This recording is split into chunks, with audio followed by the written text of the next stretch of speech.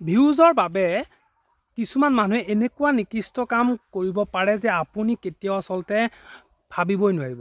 যদি কিছুমানে নিজৰ দেহ অংগ পতংগ দেখাই ভাইৰেল হ'ব বিচাৰিছে, আকৌ কিছুমানে মানে মানসিকভাৱে মানে কাৰোবাক আঘাত দি ভাইৰেল হ'ব বিচাৰিছে। আপোনালোকে নিশ্চয় চিনি পায় যে আকুত বিকুত নামৰ এটা ইউটিউব চেনেল আছে।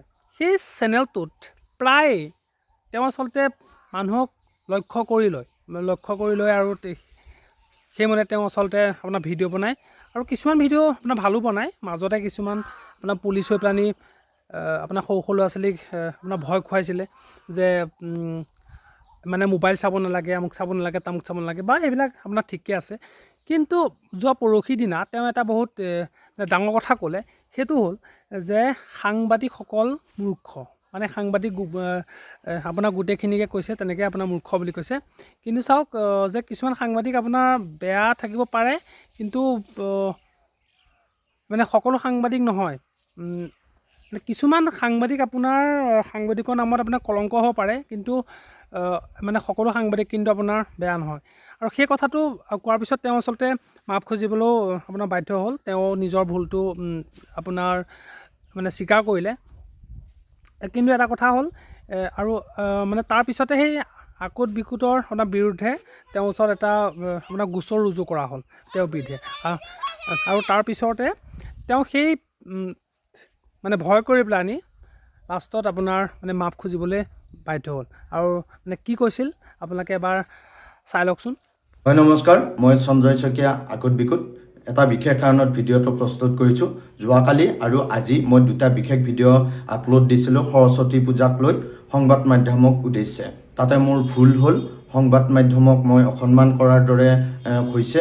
গতিকে মই ভুল স্বীকাৰ কৰিছোঁ, মোৰ অজানিতে ভুল হৈছিলে লিখোঁতে বা কওঁতে।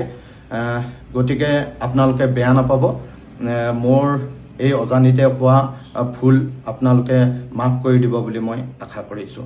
আৰু লগতে মই এনেধৰণৰ ভুল আৰু কেতিয়াও নকৰোঁ বুলি মই আজি আপোনালোকক প্ৰতিশ্ৰুতি দিছোঁ। আৰু মোৰ এইটোৱে অনুৰোধ, কোনো সংবাদ মাধ্যমৰ কৰ্মী বা সাংবাদিক কোনোৱেও যাতে মোক আৰু ভুল ধৰি নাথাকে। মোৰ ভুল হৈছে, গতিকে এনে ভুল মই আৰু আগলৈ নকৰোঁ। গতিকে আপোনালোকে মাফ কৰি দিব। ধন্যবাদ।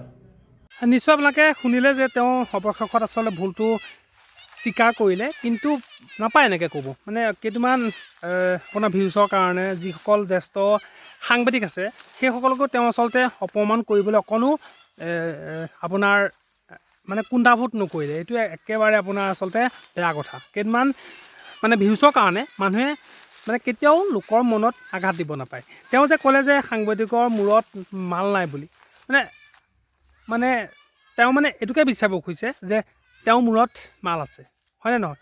এইবিলাক ক'ব নাপায় আচলতে। চাওক যে লোকক মানে সহায়ৰ আগতে নিজে কি কৰি আছে তাৰ ওপৰত তেওঁ বিশ্লেষণ কৰিব লাগে। এনেই মানে যা তা কথা কৈ মানুহৰ মনত আচলতে দুখ দিব নাপায়। এইবিলাক একেবাৰে বেয়া কথা।